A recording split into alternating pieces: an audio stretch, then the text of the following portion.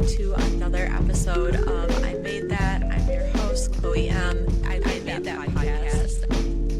Okay, my guest today is a visual thinker and creative force who got his start in marketing for small to medium-sized businesses, but really over the last couple of years has honed his craft with internationally recognized brands such as Foot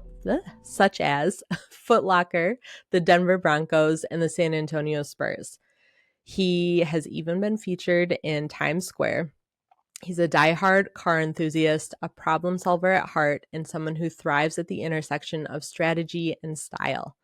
Whether designing for sports, culture, or the digital space, he brings an instinctive eye and relentless drive to everything he touches. I'm super excited to discuss how he carved his path in a seemingly crowded industry and what fuels his creativity. So please welcome my guest, Tobias Graves Morris. Thank you very much, Chloe. That was quite an intro, actually. It's nice hearing it about yourself from a third person. Isn't it weird? I always get kind of psyched out when people introduce me. No, I love the attention, actually. Oh, good. Well, I always like to start the interviews. How would you describe what you do in your own words? Right. I mean, it's tough because it's evolved so much and so quickly not even just the last year, but even in the last 3 or 4 months. But I would say that I am a creative agency that specializes in short form video content. That was good. Yes. That's exactly how I would have wrapped it up. Yes. And I think that it branches out a little bit here and there. And I've accepted jobs too that I probably shouldn't have, but then I've accepted other jobs that I didn't think I'd be able to do and was really pleased that I did. And it's actually opened up now new opportunities for services that I didn't really know I could offer. So in a way, I'm learning what I can and can't do. And it's just, an ever constant evolving situation where currently I found it to be really comfortable within this short form video space. I do a lot of design work for ads, static ads, but everything is pretty short. Like the briefs are short, the scopes are pretty small, and it keeps it very fresh that I'm always having new projects coming in and never getting too choked up on the one same thing for just months on end. Yeah. Do you find that important? I think I kind of live in that space where I love the constantly changing. Yeah, it is, I think, crucial for me. I've tried a couple of long form edits where these were an hour long, and an hour long of animated edits is just, it's really crazy. When it's animating, I typically say that it's about 1 second for 1 hour when you're doing like heavy motion graphics. And if you can imagine how long that like 1 hour video is, yes, there are times where you can copy and paste or templatize the animations to help speed things up. You do things in processes like this, but it just becomes such a behemoth of a project that in turn, once you've gotten to the end of it, is now working so slowly. Every time you want to check something, your computer's now bogging down. So these long projects just don't really feel worth the budget at the end of the day. No, that would test my sanity. I mean, that's literally because when you think about like animated movies, oftentimes they're only about an hour and a half long, and you have an entire like movie studio working on that. Yeah, it is really, really time consuming, and just it's finicky too when you've got so many things probably like relying on one system or one template, and then if something changes there, it's now a change across all of those projects. There's some ways that you can maybe make it easier, make one thing editable across everything, but either way, whatever you're doing, there's just so many compositions that no matter the way you go about it, you're going to be stuck in there for hours just for small changes. Oh my gosh. So what software are you using generally when you produce work? I I've gone back and forth between Premiere and After Effects, and often been told that Premiere is the way I should be editing videos for the most part, and then dynamic linking my After Effects projects or just exporting the After Effects project and then adding it back into Premiere. But I find Premiere so clunky and annoying to use. The dynamic link service is quite buggy as well. I, yeah, and if you haven't got a really fast computer too, that Adobe Dynamic Link is disastrous.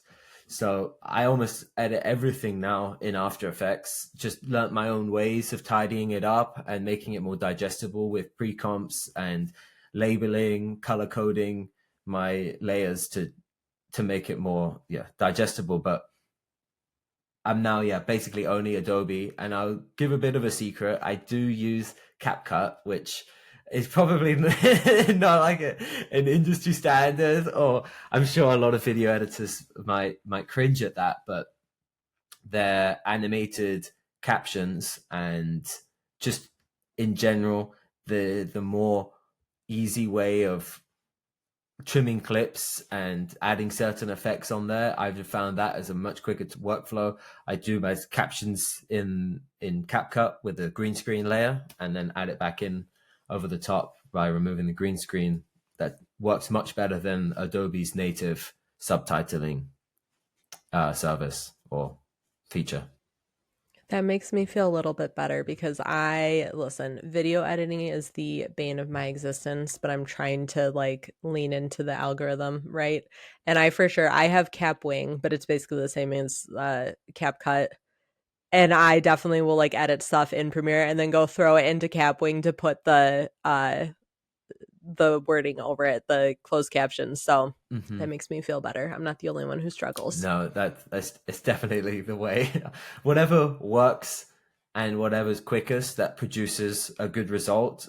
I'm not really biased towards any particular software. I'm happy to try whatever out. And are you self-taught or did you go to school for anything? I'm mostly self-taught. I did a media class when I was 15, 16, and that was pretty broad media. It was just general theory. We did a few times where we had to use cameras and edit a few projects, but for the most part, it wasn't that hands-on. I learned most of it just with my friends. We started our own little business in the countryside, just applying to every music festival. We said, hey, we'll make you basically to get in for free for festivals. We said, hey, we'll make you a promo video in exchange for free entry and maybe just a little bit of money to cover our costs. And that was basically where we all cut our teeth and learned how to edit and film.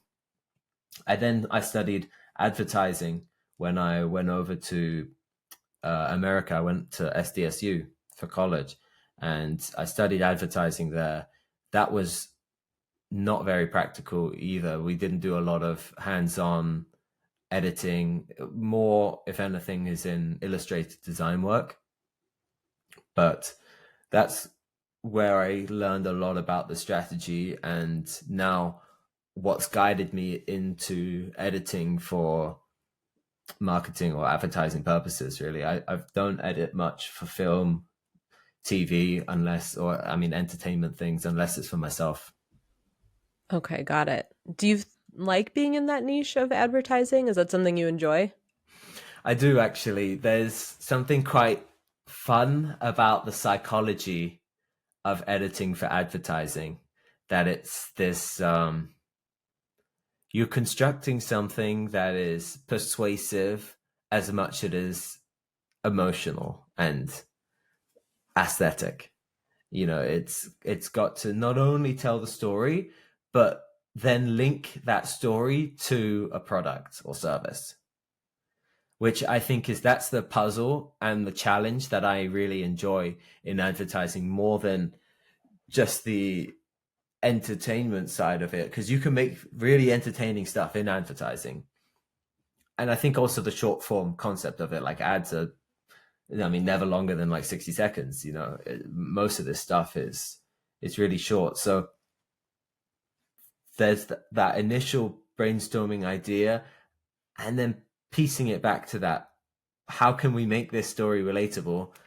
Is the puzzle, and that's what I really enjoy. Yeah.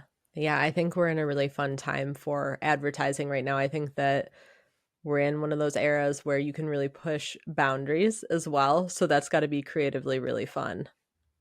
It is. I think that video advertising has exploded lately with the rise of the vertical scrolling apps, Hmm. and it's, to me, feels like the best medium to tell stories and to advertise, because it's the most engaging visually, audio at the same time, and all of that together. You can tell much more clear, and you have a lot more creative control to tell your story than when you're bound by being a static or being audio only. Yeah, absolutely. So let's talk about how you have landed some of these crazy clients. Like, how did we get to this point in your career? Yeah, that's what I wonder about, really. This is actually a that's mystery. We don't that's know. what I really do wonder about. I think it feels quite lucky along the way, and I mean, in same respect, I'm also quite a overachiever. So I like to think that that wasn't completely luck, but I've been very fortunate since my first. I go back. I tell you a little bit of a story as to how I got into this whole advertising and how I found all these clients. So it basically all started when I was finished college, had to look for a job in the US, to basically stay out there, actually, because I'm on a student visa. I come to the end of my student visa, so now I needed to apply for what's called an OPT, which is optional practical training. It just allows you to stay a little bit longer in the US through a job sponsorship. So I was just scrambling. You have 90 days to find a job after you graduate before Oh, that wow. expires. So it's there's a bit of a ticking time bomb on this. And I Yeah. was I was in my last 30 days, last 20 days, and getting really quite desperate here. And I pulled out basically all the stops of I'd done your regular style applications, and then I just gone around and tried like a few in-person things, but this time I realized I had to make a bit more of a an impact to these people, stand out more than the Americans, because why would you Oh, boy. hire and do all this extra stuff to just get this British guy when you could hire locally and there's much less hassle and paperwork? So I had this idea to make a video reel, so like a show reel for myself, and then link it to QR codes on stickers, and printed out some like business cards, metal business cards engraved with the QR codes, and made like this cool sideways resume with, again, that QR code and stuff like this, and just had them had well not had them I plastered them around everywhere outside of all the ad agencies in San Diego to capture Stop their it. attentions, like sticking up the lampposts from the car parks to the agency doors, and went in and just to make sure went in and like posted my envelopes through all the places. And one of those places ended up reaching out to me because of my application, and they said they loved my video so much, and they gave me uh,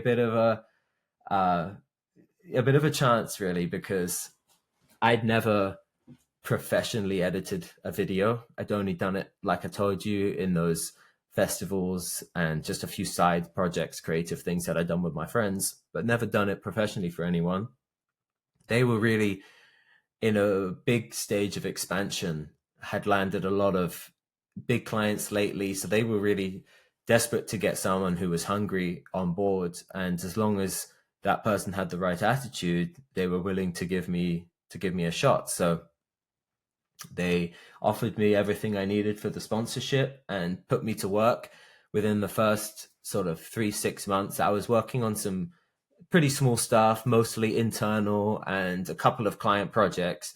And then we picked up the brand Híjole, which is a tequila company from Mexico. And they came in sort of guns a-blazing into the US, like with this huge budget and plan to partner with a bunch of sports teams in the US, which that's how I got linked to the NBA, NFL, NHL. Don't know if there's any more acronyms to remember, but Those are they the got a major team. ones. They got a team in every franchise, Okay. and had and then I was doing basically partnership ads for all of those. This was my first ticket to like the big leagues, and this is where I really got Literally. some cool stuff for my portfolio, because this same team was doing adverts in Times Square, at those all those big events and other huge like TV spots, etc. So my portfolio was lined out, and then the agency went ahead and applied a lot of this stuff for awards, and we won awards with it too. So that all kind of came in over the next over that second year being at the agency. And then right when I thought like things were going really great, they had extended and offered me a full green card sponsorship to stay with them, and I was planning on my life out in America now. Then came Christmas last year, and that's when all the kind of shit hit the fan. Things were getting Oh really no. quiet for me. I'd not gotten any edits in like 2 weeks, and I was just kind of spinning wheels. And then they got a call saying that the company has basically had to close doors because they had some cash flow issues, couldn't pay out staff.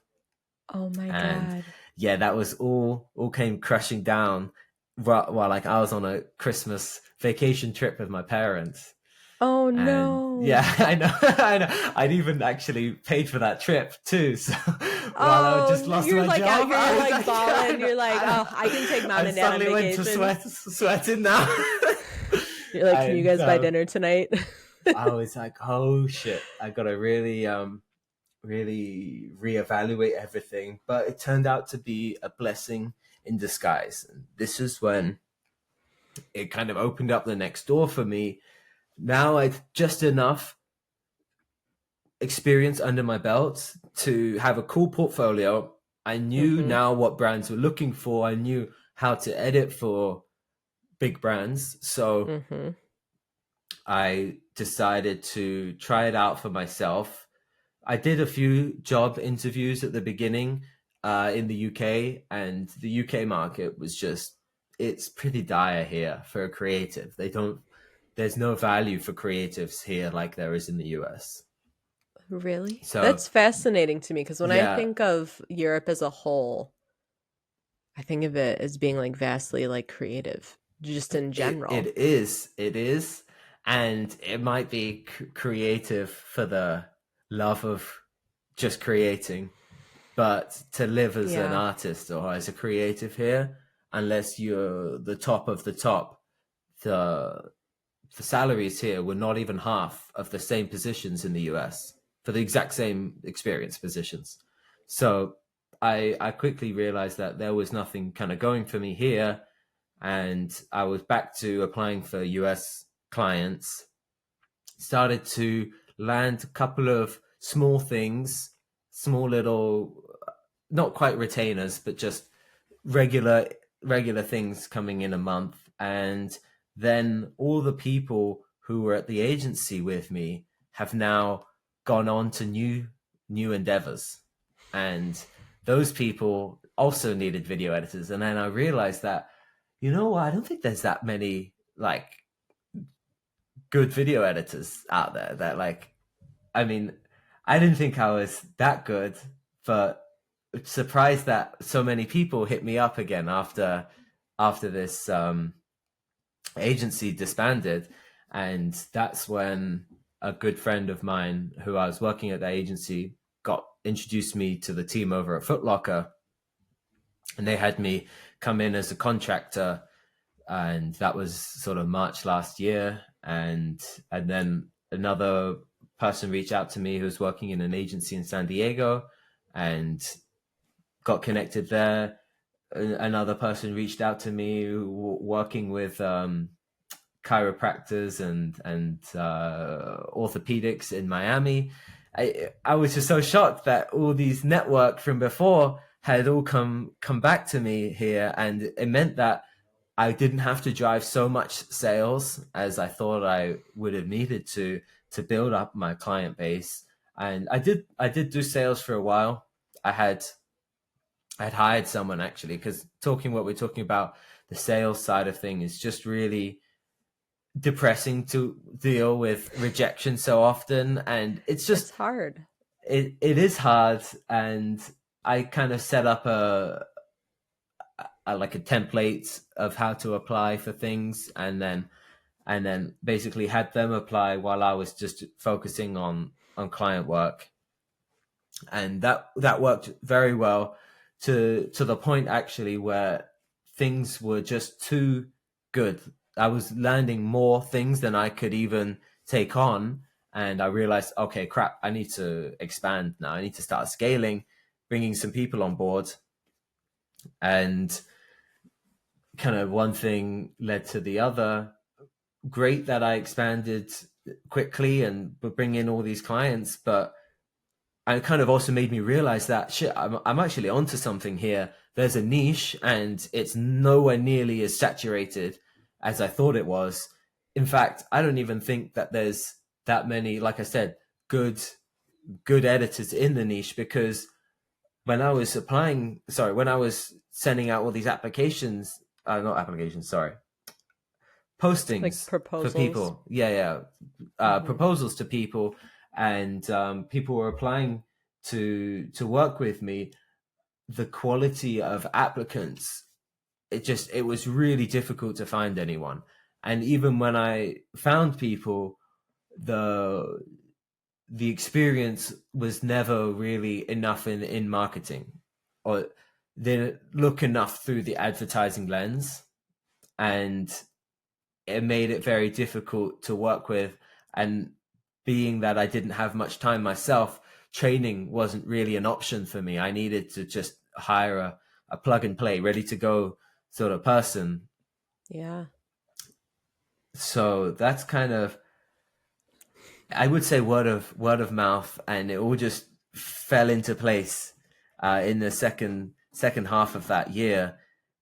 Those clients just became bigger clients. Like they expanded internally for me. Like I didn't have to do any more sales since September, because those clients all just basically increased their retainers with me, or just started giving me more projects left and right. All right. Well, I'm gonna call bullshit on your whole like, I just got lucky. Because it's very clear when you tell that story. Well, I mean, starting out, I love the idea of like kind of like guerrilla marketing, like going out and plastering that everywhere and working like on your personal brand. I think that is a huge um kind of like golden nugget for people that are out there right now and trying to set themselves apart. Like you do have to think outside of the box. I think that so many people, especially now, are looking for the easiest way in, that people don't necessarily put in an effort in a lot of things. And so if you can put in that additional effort in some way like you did, I Mm-hmm. think that that does really do a great job at setting you apart. So that, I love that story. That's really fun. Um, but then also very clearly, you're really good at what you do, but you're also very easy to work with. And so having those people skills also goes a really long way. And another thing that I always speak to people about, it's like talk to everybody in your office, get to know people, be a human being, talk to people like Mm-hmm. they're people, and clearly that ends up in referrals or people still having you in mind. I would say like 90% of my business, that's where it comes from, word of mouth. So very similar to your business structure. And those are the clients that do continue to come back up. So Right. I think definitely there's some luck in there, but also I think it's a lot of your work ethic and being just so personable. Mm-hmm. Yeah, I never really. You always get told when you're younger. What's that saying? Like network. No, it's not. It's no. It's not what you know. It's who you know. That's the Yeah. saying. Yeah, and never realized how true it was, or just kind of thought, oh, it's only for those people who their dad's friend gets them a job at that big corporation or Right. something like that. I think of it like that, but I never really considered how much of it is just, yeah, great, being personable and being reliable to those people that you work with. Yeah, Then it translates to more work after that chapter is closed. absolutely. No, I think that that's a huge takeaway and something that a Mm-hmm. lot of people honestly overlook. So Right.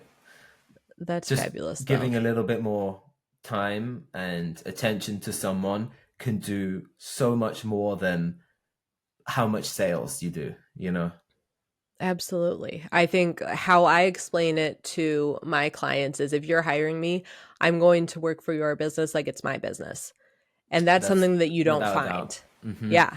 And I That's feel that without a you have doubt. like that same work ethic. And so that goes a long way. It's exactly what I tell my team is like, treat my business like it's your own business. And then I will treat you like you're my own too, like you're my own family. You know, it's like, Mhm. I don't like the employee boss structure. I would much prefer to work feeling more like friendly and peers. And so I just really like to always push that, like, oh, we're in this together. And then I also try to do things that make them feel more involved as a team, as well as beyond just like meetings. But for example, the team merch, like company merch, I had like my designer, I asked her to design it for me. And I the only thing that I said is like, I want to make sure that you have to love to wear it. Like you actually want to wear it like this is a sick piece. And so I gave her full creative control to make it. And then that's the kind of thing that I think is cooler and makes you feel more invested in the company when it's your idea and your total thing, rather than like, make me this exactly how I want it. And two, it I'm very I can be quite bossy about it being, this is my, especially when it's with client stuff, about it, this is my way of how I want it. So more so with the internal company things, I want to give that freedom to the team to make them feel more part of it. Yeah.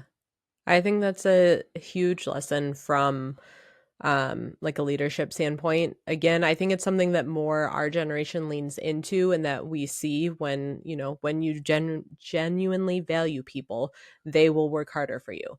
And I think that hopefully, at least from what I see in the workforce, it is something that we are moving more towards. But then I get Mm-hmm. these clients who are, maybe more like in the boomer generation, and it's a totally different dynamic. So I hope we're moving more into that being the norm, though, like I how hope you're so too. choosing to structure. Yeah. I hope so too. But then, I mean, even with that, the way you interact with each of the people on your team, or even with clients, is understanding the different personalities types, and Yeah. knowing when to stand your ground or when to be more subservient. And Hmm. it's always like a pretty fine balance with it, and to read the person, to know how best to say something to motivate them rather than make them feel bad. Yeah. Yeah. Just like having that emotional acuity, I think goes a really long way. But again, that's a really Hmm. hard skill to learn. So good on Yeah, you. you know, there's actually there's a book that I've been starting to read. It's got a terrible Okay, title because perfect. it makes you look like it's sort of like an egotistical Right. Just maniac. like it. But it's essentially what it's saying is like, you think that you are surrounded by idiots because you don't understand their personality types. So this is the four different, they categorize it into four different personalities. And then there's the values and priorities of those personality types that, if you interact with them in the correct way, you'll get a much better result out of it. Makes a lot of sense theoretically, I feel like it practically it works in some ways, but you always have outliers to those. You can't. It's hard to just to put people into just four boxes, Yeah. and situations arise, and even your own personal, like when you have a tough week, it's just Yeah. balancing your own emotions too to make sure that you are still a good leader.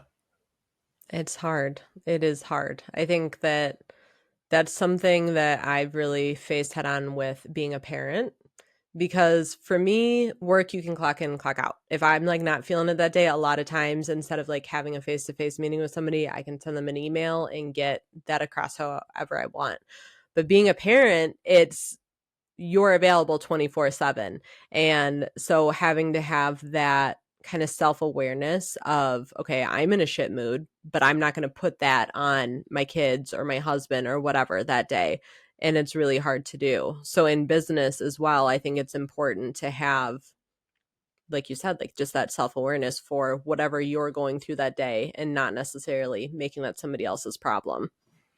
How do you balance your time and concentration with with being a parent? I don't. There's literally zero. It's just constant chaos. I mean, It's just work when you can, and then I work 24/7 and I parent 24/7 and there's a lot of crossover. I mean, I'm very thankful that I am either working at my house or 5 minutes away from my house. And so there's a lot of like intermingling if I'm not, at the house with my husband and the kids. Well, I also have a stay-at-home husband. So that makes things like a lot smoother as well.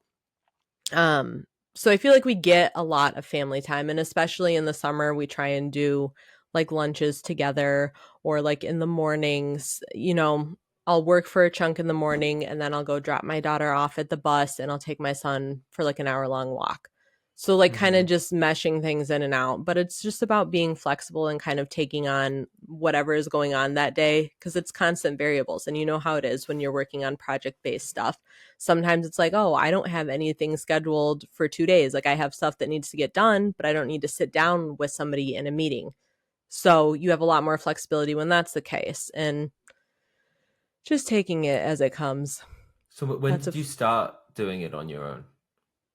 so I have worked for myself since I was about 21. My first endeavor actually was my husband and we opened a like souvenir store. We were in Colorado in Breckenridge at one of the ski resorts. And so we owned one of those stores where you go buy like all the stupid like t-shirts like I smoked weed in Hmm. Colorado, whatever. All that kind of stuff.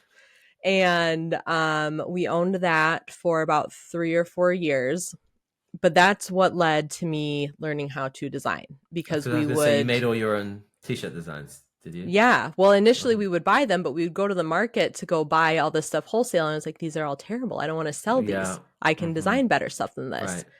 So that's what happened is I learned how to design and then we sold the store and then I was working in accounting of all things and decided Gosh, that's not what I what a wanted my life different, to yeah, be. I know, what a Yeah, different industry to go from creative or accounting to listen, creative. Yeah.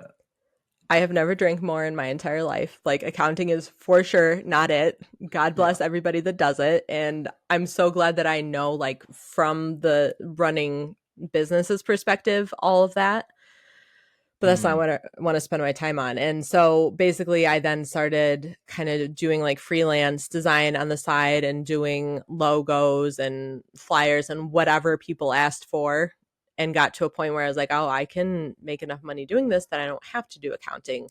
So I have been doing design full time since I think 2018 is when I finally left accounting. And now here we are. Wow. It's been a Yeah, long road for you then. it has. And You've it's been in this, ever evolving. yeah. So in all that time, what have you enjoyed most about sort of working for yourself, and what has been the biggest pain for you? I think the thing that I enjoy most is the schedule flexibility. So With having a I'm, kid, yeah. yeah, but even Yeah. like outside of that, just being able to Like if I want to go out to the coffee shop in the morning, being able to do that and being able to Run schedule your when I'm errands. having meetings with people. Yeah, exactly. Go grocery shopping in the middle of the day. Just all that kind of stuff. Mm-hmm. Um, I think the hardest thing for me that we kind of touched on before we jumped on the recording was the sales aspect. Like, similar to what you were saying, it's just not something I super enjoy, Mm-hmm. at least for myself. I will sell other people's stuff. I don't like talking about what I do. It makes me uncomfortable. So, No, exactly. I feel that. what do you think you struggle with most, like outside of sales? Um, Probably admin. The uh, I really suck at. I use Monday for my project management, Yeah. and this is crazy. Oh boy. I don't I don't even have an accounting software. I put everything in a manual spreadsheet. Tobias, That stop. doesn't I'm going even to use have formulas. It doesn't even have any formulas. I add it up manually at the bottom. Because I don't know how to use formulas in Excel. I just type in each one of the numbers into my calculator and then add it up at the end, and then I I'm going to have a constantly stroke. update that number. And yeah, it's really really bad. I do make in all other things. I'm like a first mover for technology. I always buy the Mm-hmm. latest gadget. I always get the latest software. I was on AI way before everyone. You I invented love AI. to It was you be. and Elon. Yeah, I love to be at the forefront of technology. But when it comes to this, just business admin, I have like such an aversion to it, and it Okay. just piles up. And my only thing that I'm good at is emails, but That's a good one, though. the rest of it is just I never update my project tracker. I'm terrible for it. I'm terrible for if any clients need me to log hours. I always forget to hit my timer, and I just have to look at the clock and just estimate. Yeah, I think it was this much, and I went out for lunch, so I got to take off that much. But two, I would always do that at the end of the week, so I've got to do that for Mm-hmm. most of the days of that week, and I spend about extra time, extra hours just figuring out what I did in the rest of the week because I didn't do it at the time, and I know I got to do it at the time, but I avoid it. I hate it. Okay, so literally every single person that I have asked this to that has come on this podcast has given me that same answer. And I feel like this is the universe beating me over the head because then my thing is always like, I don't feel like I'm the most creative person. I feel like I can throw stuff together for people and that's wonderful. But I feel like what I really specialize in is that intersection of like, I can speak logic and business and I can speak creative and getting those two things on the same page.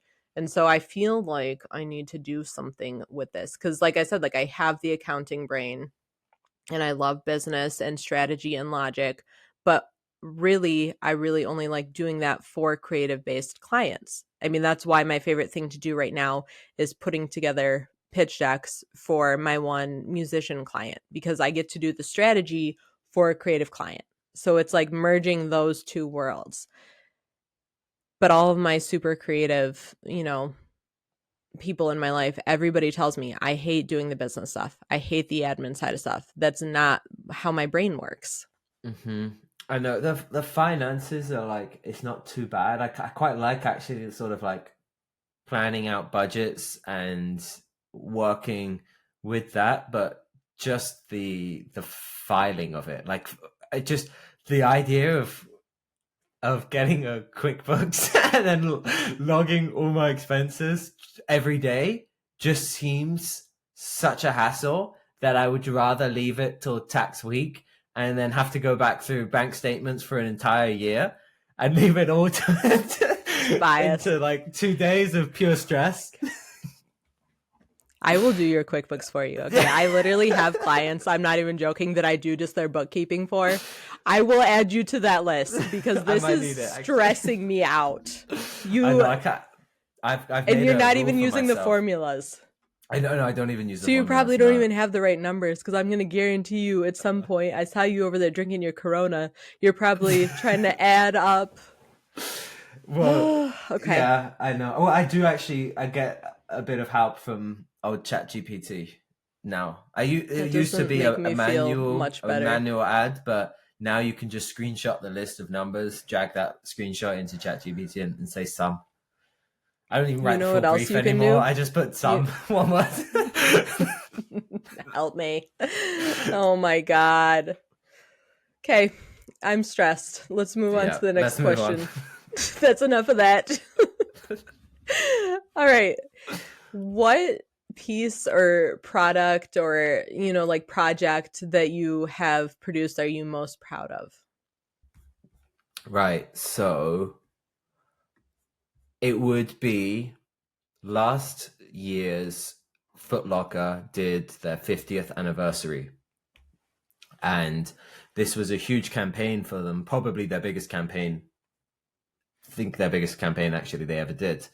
And this is a multi-brand collaboration. So all of their top brands, Puma, Nike, Adidas, all did a collaboration with Foot Locker to release a separate, like a specific colorway for that 50th.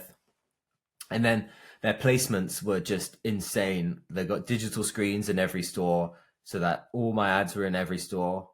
And they had the Times Square placement as well, like a huge digital display with my ad going around two corners. Oh And then my inside gosh. the Times Square flagship store, just huge columns with my animation then scrolling through. And then on top of that, they did like on live TV, they did a interview and bell ringing at the New York Stock Exchange. Oh my gosh. And so the New York Stock Exchange did a takeover. So every single screen in the New York Stock Exchange was my animations playing across all of them. Stop So it. it was a really cool, my biggest airtime viewed by most people for that campaign. Got to be huge numbers, crazy numbers for that. And that was my most proud project. It took actually wasn't even my most stressful or time consuming project. It was pretty nicely laid out for me by actually the same guy who introduced me to Foot Locker at the Oh my time. gosh. Yeah, so he had I worked with him directly on that project and was really happy with the outcome there. Just legendary placements around. I often think I Yeah. peaked. Have I peaked? That's definitely big shoes to fill. Did you get to go and see anything in person? Unfortunately not. I just only have No. other people's recordings of this. Oh, That's one of the tough things about being so far from my clients is that it's a heck of a yeah. journey just to go and check out the content. And it kind of sucks too that pretty much everything that I make is only North America based, despite the brands being international. Yeah. Foot Locker EU has their own creative that and teams that work on the stuff here, so I never actually get to see my stuff over here. Just some of the statics that from the same projects, but not actually my animations. So yeah, I don't actually get to see too much in person, which is a bit of a bummer.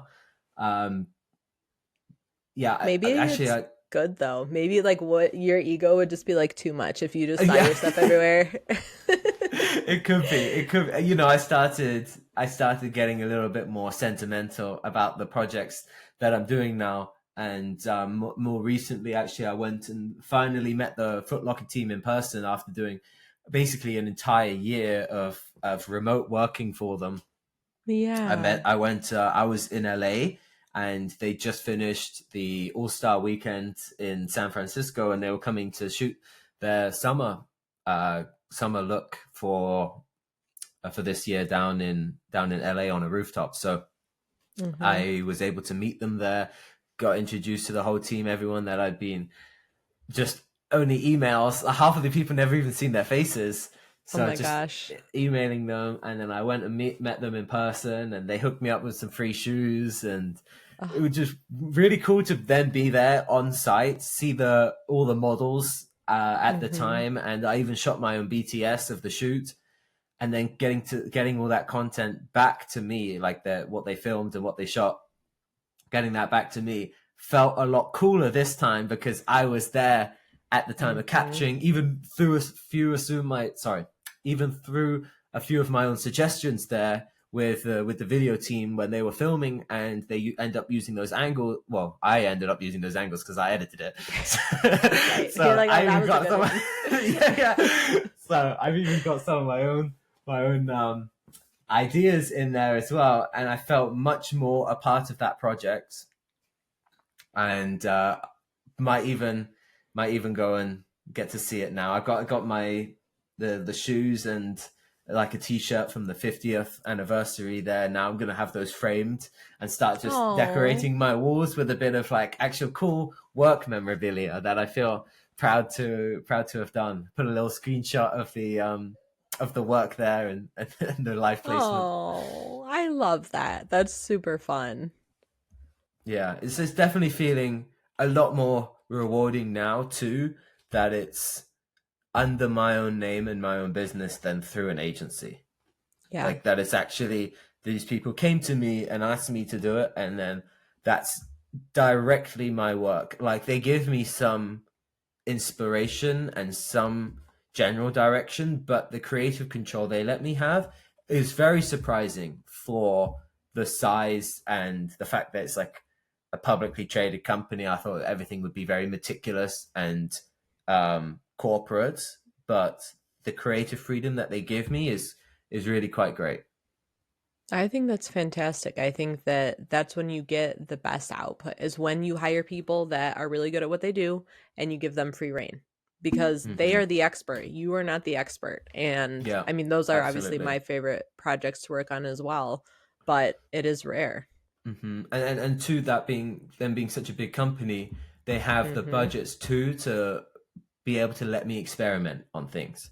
So like I do V1s and V2s of videos, like a mild and a wild, to give them something that they wanted and give them something that I wanted. Like a little bit Mm-hmm. more crazy, and just push the envelope a little bit, see what they like. Usually we land on like a middle ground between the two, and they're like, I'll bring in a couple of these elements and put it into that other one. But it's that like that a lot more experimentation, and where you get better work because I have the time and the schedule as well, because it's a little bit more deadline time than some of my other clients. So I actually get that time to play around and be more creative. Yeah. All right. Can we pause for a minute? Can you say Adidas for me one more time? Adidas. Oh, okay. Yeah. I'm Just to pretty sure that's confirm. how the Germans. I'm pretty sure that's how the Germans say it. I'm pretty sure it is too, but in America, we say no. No, you guys have like arguably the best slang, I would What say. Like about? Do you say Brits, Nike or Nike? Nike. Oh, yeah. I mean, I can't even remember what I said earlier. Did I say Nike or Nike? I But don't know. Do Brits we say usually Nike? say Is it that the a other thing? way. Yeah, in Britain we say Nike. You Oh got your my Nike God. trainers. Yeah. Your Nike trainers? Yeah, No. your Nike We have trainers. sneakers. What else do you had bathing costumes, whatever you guys call swimsuits.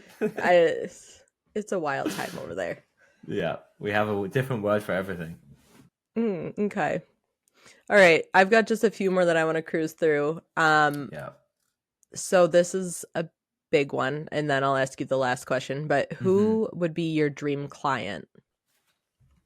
My dream client. Well, I'll be honest. Mm-hmm. Foot Locker's already I like pretty much up there as I I don't think much beyond Foot Locker would probably be Stussy.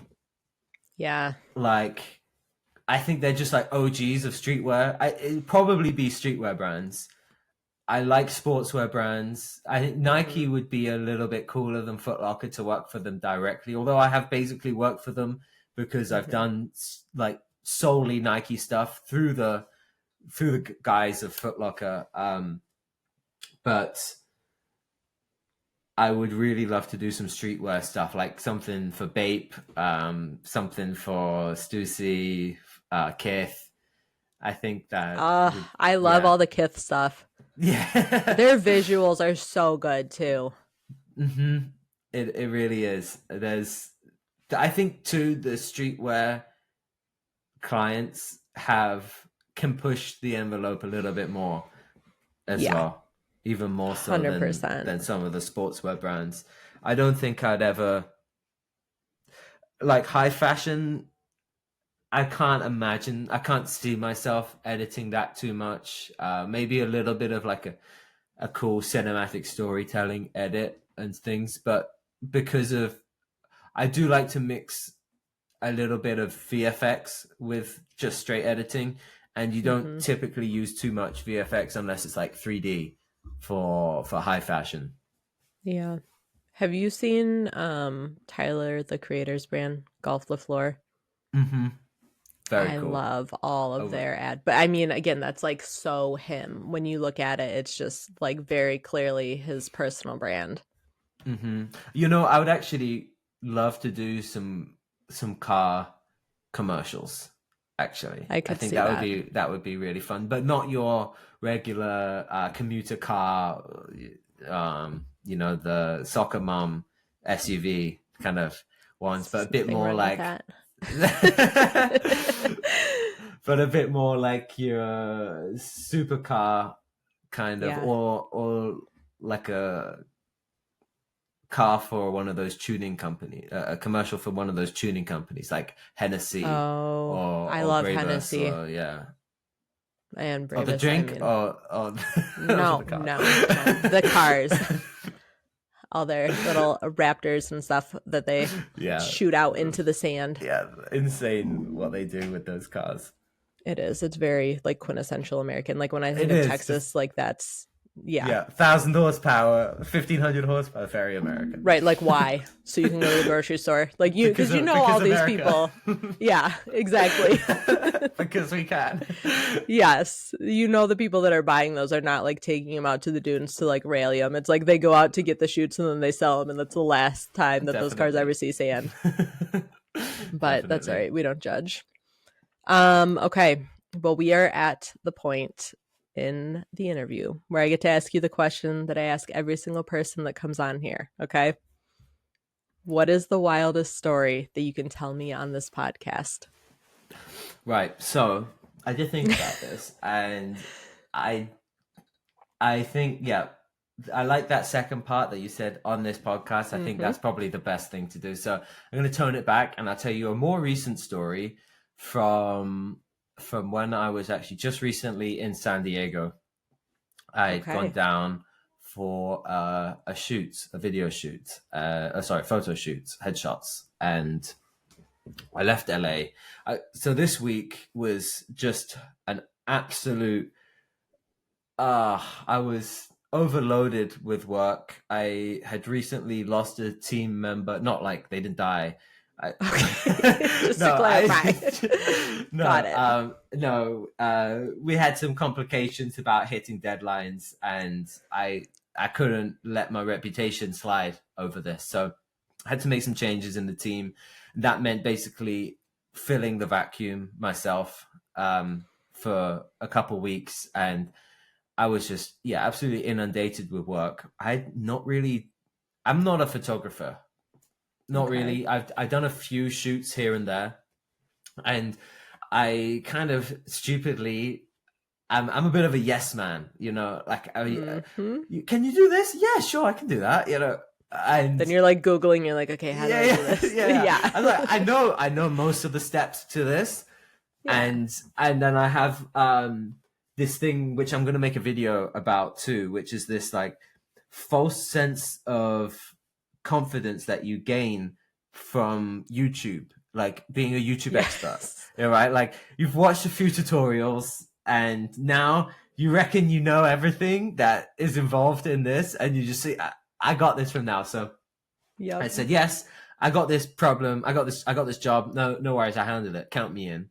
And then I kind of like agreed to a price that, in hindsight, I should have really considered, because I don't do many in-person shoots. So I severely underestimated the things that I would need for this shoot and didn't plan like all the equipment.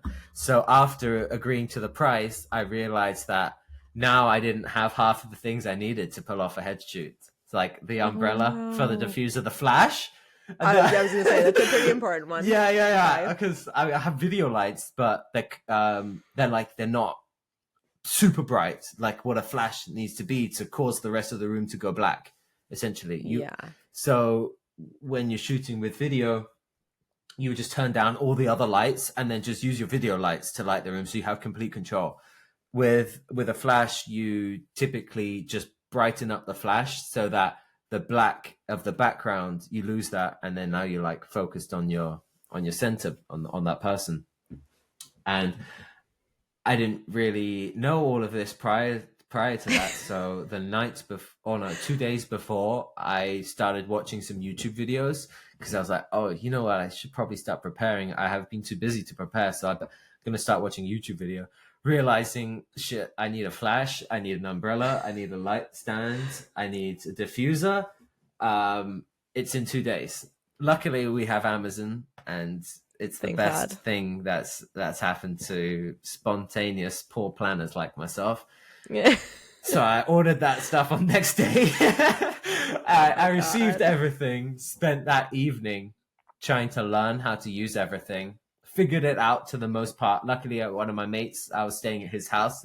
I just had him sit in a seat while I just set up everything around. Flashing this he was man just on his phone for the next 2 hours while I was just like flashing him continuously, trying to adjust setting. By the way, too, the camera that I was using, I'd also just purchased. I purchased off a friend, had never even used it before this shoot. So I didn't even know how to use the camera, didn't know how to use the flash.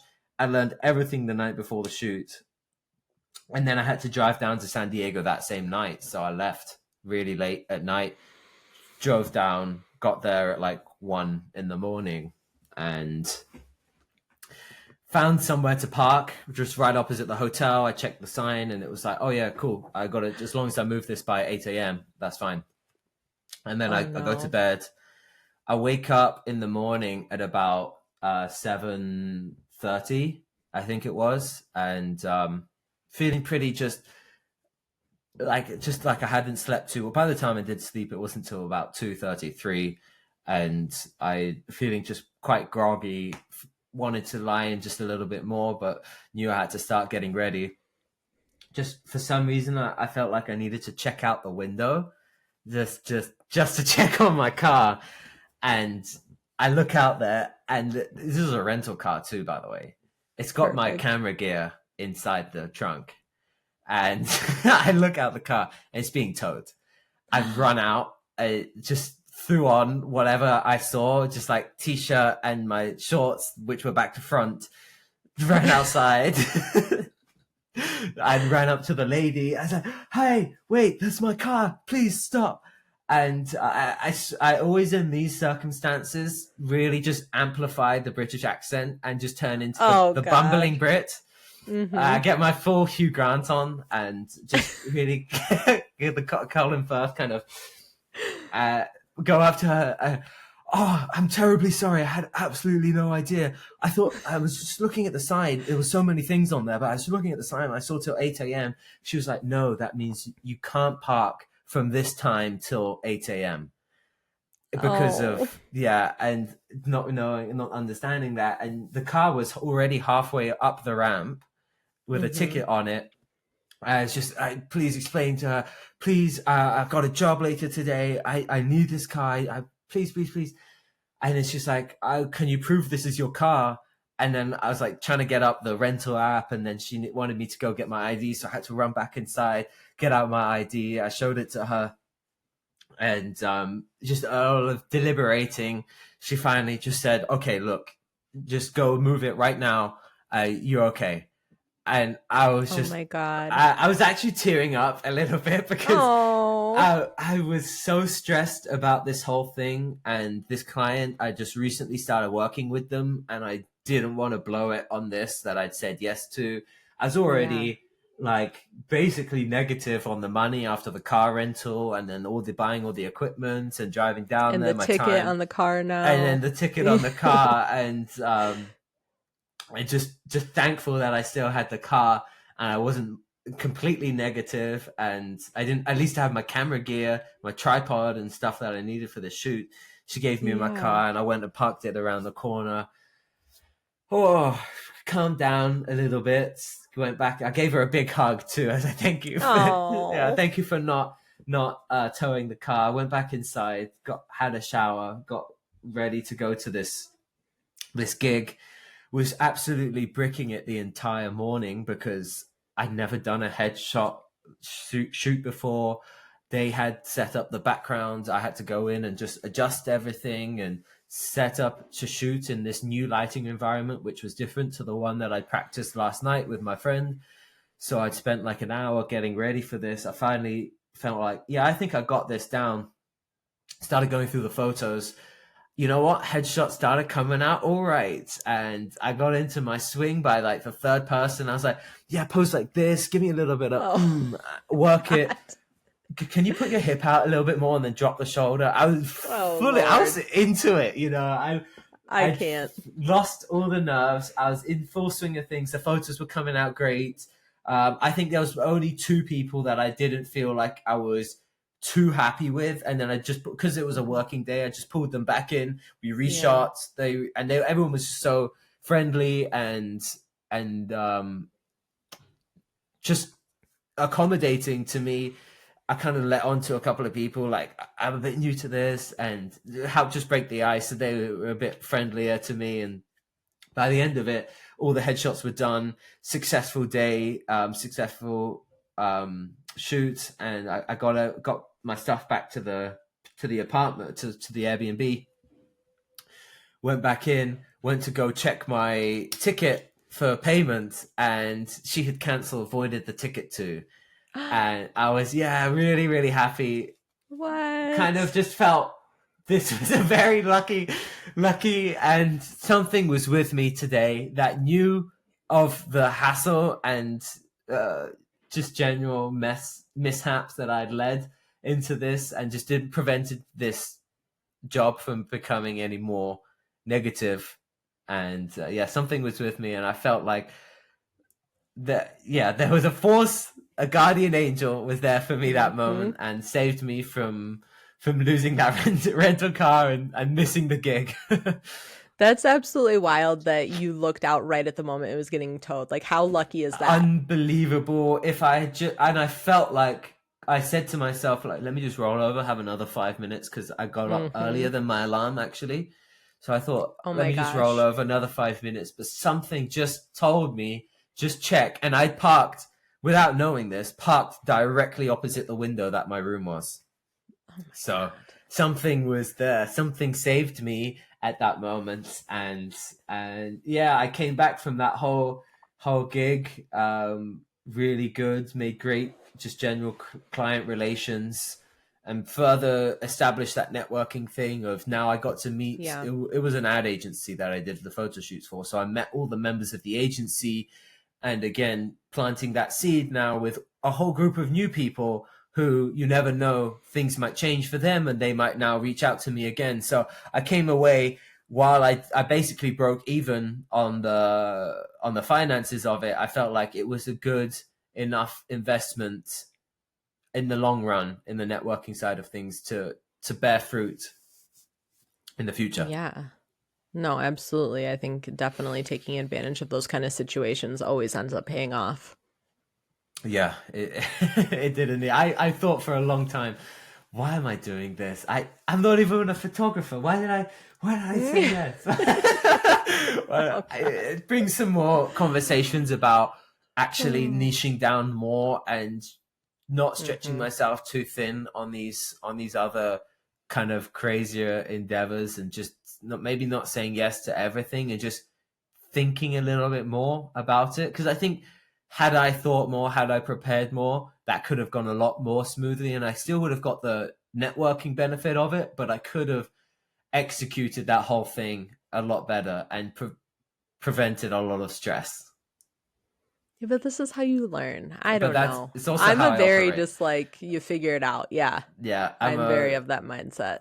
in the deep end, trial by fire kind of guy. Mhm. I love it. Well, Tobias, it has been absolutely wonderful speaking with you. I It definitely has. want to give you an opportunity to shout yourself out real quick. Where can our listeners find you? Absolutely. So there are three ways that I'm typically online. My website is mostly client facing. My Instagram, sorry, my website, tobiasgravesmorris.com. I decided to go for the personal name route, and my Instagram by the same name at Tobias Graves Morris. This is a little bit more of my creative expression here, where I've got some of my own personal projects that I've put out on there, and mixed in with some client stuff as well. And then the third place is my YouTube channel, which is ABC, or A Beautiful Chaos. And this is where I post more just entertaining things, which I've made mainly for just the sake of I wanted to make that. And it's just a place to put, there's no real schedule or goal or even like niche of things that I want to do. It's just whatever I feel like making, and I have that urge to do something. I make it and post it to there, so I can get that scratch itched. You know, that itch Yes. scratched. Yeah. Okay, highly recommend though. Definitely go check out his YouTube because there are a lot of really fun little videos that I think are a product of, like you said, just kind of that like this is what I wanted to make for myself. And I think those are always the most Hmm. fun to get to see. Absolutely. Yeah, I've got one great up, like I mentioned, great one coming up. What I Yeah. was explaining about this YouTube confidence issue that I've been having, Mm-hmm. which I think is going to be a great one to dive into because I'm sure many other creatives are in the same boat. I'm for sure in that boat. I'm not even gonna lie to you. Yeah, the YouTube Wow. University. Right. All right. Well, I will be back next week with another guest. But until then, thank you again, Tobias. Thank you. It's been really great. I loved my first podcast. Absolutely loved Yay! it. We Thank you for made making it. it such a seamless and fun experience, actually. Oh, good. I'm so glad to hear. All right.